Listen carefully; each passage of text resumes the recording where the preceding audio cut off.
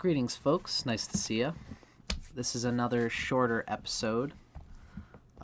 We're going to describe, this is a part of our series, reading from Light on Life.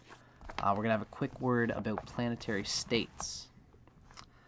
This is something that's very important when considering the prosperity of a house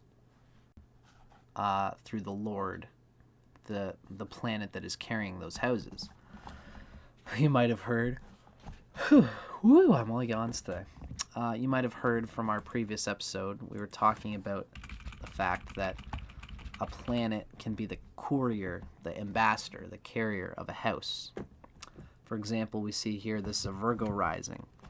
We could consider then that Venus in the sign of this Virgo rising holds the energy of the second house as well as the ninth house. Because this Taurus is the ninth house of Virgo. Venus is also going to carry the energy of any planets that are in Libra and Taurus. In this case, Venus is in Libra, carrying its own energy in its own sign, which is a positive thing, as we know. So, if you want to know about the prosperity of the second house, you want to know where the carrier of that second house is, that being Libra.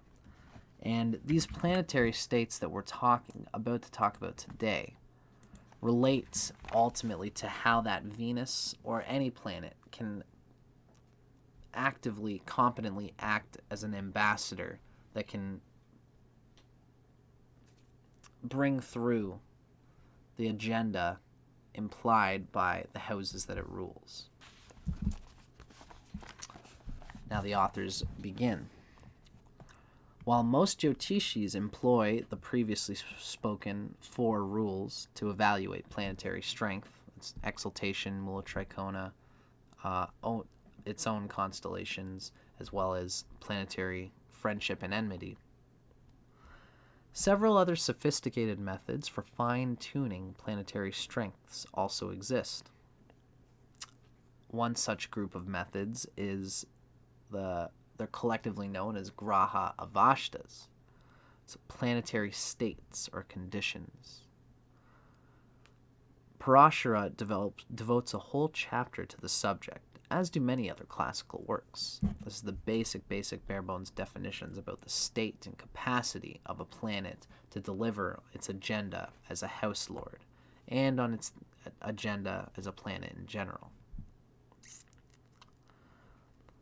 Calculations for some of the 5 systems of Avastas mentioned in that chapter are exceedingly complex. One even requires, among other variables, the numerological value of the first Sanskrit letter of the native's name. We will consider here one set of Avastas which is particularly useful in interpretation, and that's the Baladi Avastas. This describes the age of maturation, the strength of each planet. So in this system, each constellation, each sign, is divided into 5 portions. Now, each sign usually has 30 degrees, so 30 divided by 5 equals 6. So, for each of the signs, it's 0 to 6 degrees, and then 6 to 12 degrees is another Baladi. Then 12 to 18 is another Baladi. It's right in the middle. It's the strongest one. And 18 to 24 is another one. And then 24 to 30 is another age. The planet in each of those slots is at a different age. Age meaning like actual like human years almost. Child, there's like infant, and then there's child, teenager. And then there's full-fledged adult, and then there's aging senior, and then there's dead. For the odd constellations, that's Aries, Gemini, Leo, Libra, Sagittarius, and Aquarius, these states are named in order. So for these ones, the schema goes forward. From 0 to 6 degrees, it's Bala Avasta, which means you are an infant. From 6 to 12 degrees, if a planet's in 6 to 12 degrees of an odd sign, then it's considered kumara Avashta, the teenager, which is a good place. The strongest place is Yuva for any sign, which is 18 to 20, that's 12 to 18 degrees, excuse me. So if a planet is in from 12 to 18 degrees, it's a full-fledged adult with full strength. Vrida Avashta, for odd constellations, occurs between 18 degrees and 24 degrees, where it's an old man or an old woman or whatever consciousness, and they have a little bit of maturity, but ultimately less elastic power to learn and to grow the best that it could. And then, so that's Vrida Avashta, is the old person, all kind of retired consciousness. And then Maritha consciousness is dead. A Maritha planet occurs when a planet is in 24 to 30 degrees of an odd sign. For the even constellations, Taurus, Cancer, Virgo, Scorpio, and Capricorn, and Pisces, the order is reversed. So 0 to 6 degrees is Maritha, dead. 6 to 12 is Vrida, retired, dying. 12 to 18 degrees is Yuva, adult, capable. 18 to 24 degrees is Kumara, teenager, slightly less able but still able.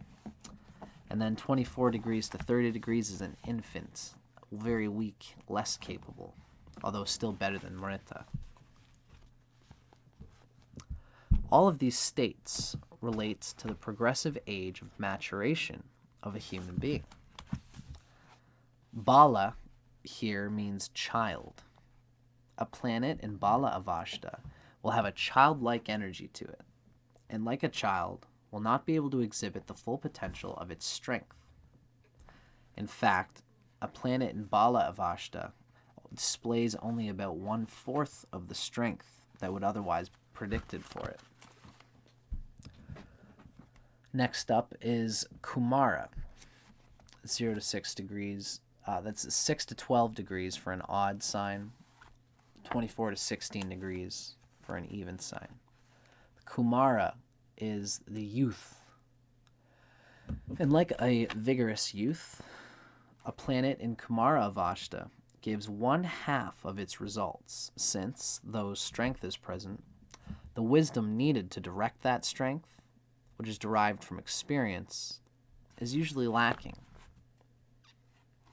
Things don't come as naturally for a planet that's Kumara. Yuva, which also means young, indicates a young adult who has had sufficient experience to gain some of life's wisdom. A planet in Yuva Avashta gives its full results. Vrida means aged and indicates a planet which has entered its senior, retired years. It gives minimal results, very lackluster results comparatively, especially compared to Yuva. But compared to Kumara as well, it's probably just a step up from Bala, the baby of Avashta. Now, Maritha means dead.